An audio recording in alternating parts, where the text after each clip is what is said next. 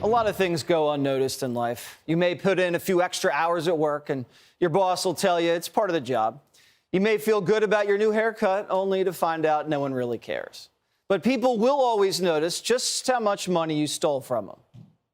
I don't know what these people were thinking, and I don't think they realized that besides wealthy investors, they were hurting middle-class investors, retired police officers, firefighters. It's outrageous. First Selectman Ken Flato can add his town of Fairfield, Connecticut to Bernard Madoff's list of victims. The town's 58,000-person pension fund just lost $42 million overnight. And history sure has a way of repeating itself, sometimes in bigger ways. The Democratic Party finds itself in the middle of the biggest financial fraud case in U.S. history. A cryptocurrency company, you know, like the Bitcoin things, just lost $2 billion of its customers' money. They didn't just lose it in the market, it's just gone. Someone stole it.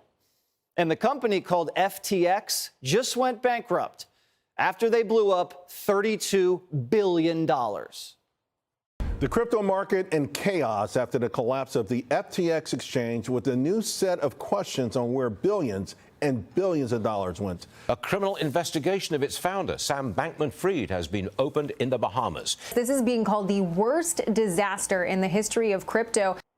This is bigger than Bernie Madoff. But unlike Bernie Madoff, who was getting rich off a Ponzi scheme, the Democratic Party was getting rich off of FTX.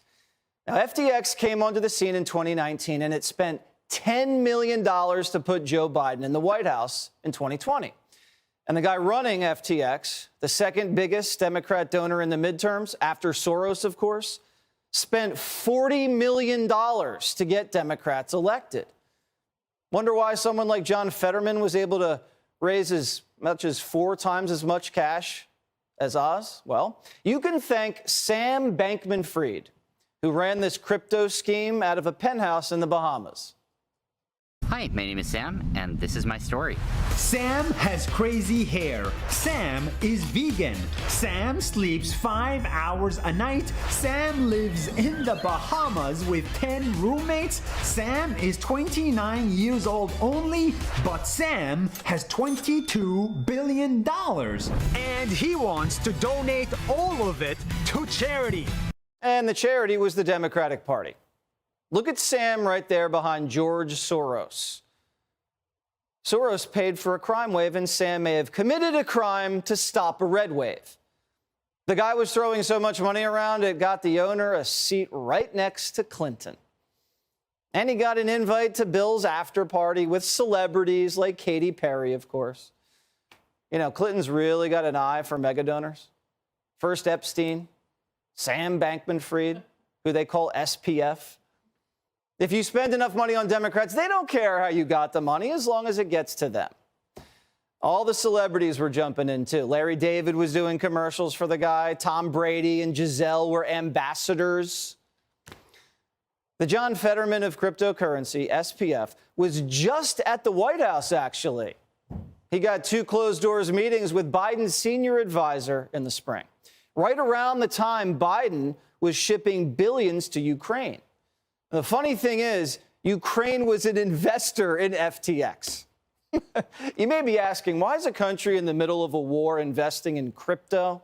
Shouldn't they be buying weapons? Or, I mean, if they have to invest in anything, doesn't crypto sound a little risky for Zelensky? You wouldn't want an investment with a solid rate of return and years of stable growth? No. Zelensky thought he'd give it to a guy living in a tax haven, fresh out of college with funny hair. Well, when Democrats are sending you billions of dollars of weaponry, the least you could do is reward their favorite mega donor.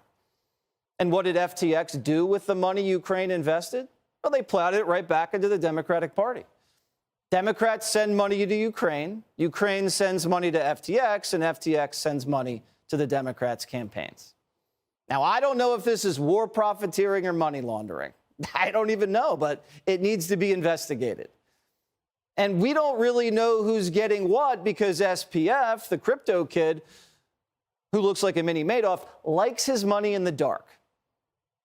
So, in the end, I want to do what's right for the country. You think every money you spend in politics should be disclosed publicly? Are you comfortable with that? If there was a norm where every dollar that ever donated in politics was to be disclosed publicly, I would have a lot of sympathy for that. I think I might support it. I haven't thought carefully about it enough to know. But well, it sounds like what you're saying is maybe there's some donations that you have made that you wouldn't make if you knew they were going to be immediately public.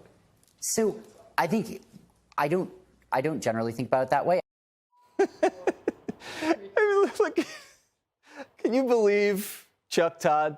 I mean, first they fall for Avenatti, and then they fall for this guy. I mean, was it even his money to begin with? It looks like it was investor money he was spending on Democrats. The Wall Street Journal reports FTX was cracking into customers' accounts and using their funds for other stuff. And then when customers wanted to withdraw their money, a lot of it was gone. The Justice Department and the SEC have launched an investigation because this looks like the mega donor also lied to Congress. We have a transparent system where all of our data all of our public market data is openly available and free, where risk parameters are transparent. No, so transparent. Did he think he was too big to fail because he had regulators in his pocket? Probably. I mean, you're bulletproof when you can buy politicians. And this guy was planning on buying Biden with $1 billion. I imagine you have some probability distribution in your mind of how much money you might give in the next election cycle. Like, give me some number. I would guess north of 100 million. So if that's a floor, what's the ceiling? Like $1 billion? Might you give $1 billion? Yeah, I think that's a decent, thing to look at.